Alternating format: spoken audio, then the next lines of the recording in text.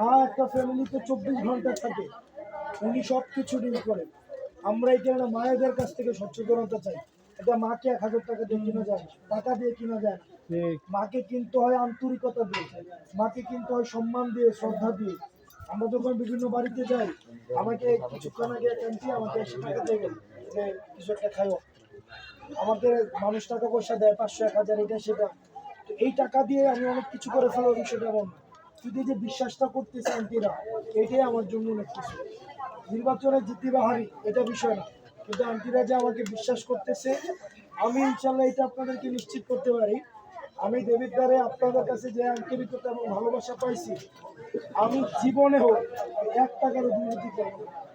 যদি দুর্নীতি করতাম আমি গত 1 বছরই করতে পারতাম, অনেক দুর্নীতি করতে পারতাম। সেজন্য আমি আপনাদের আস্থা বিশ্বাস রাখতে চাই, আন্টিদের আস্থা বিশ্বাস রাখতে চাই।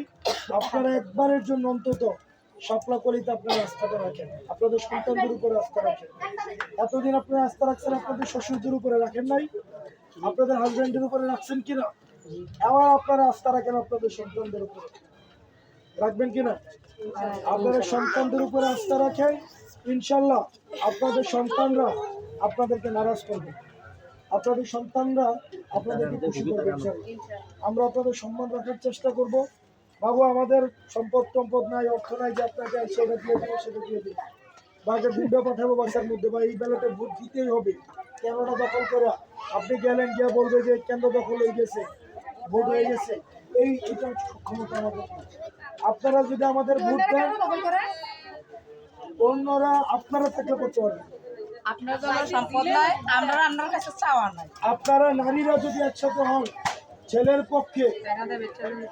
পক্ষে জুলাইয়ের রাস্তার মধ্যে মহিলারা নাম ছিল না, আপনারা যদি ছেলের পক্ষে একসাথে হন, কোনো গুন্ডার ক্যাপাসিটি নেই কেন্দ্র দখল করে।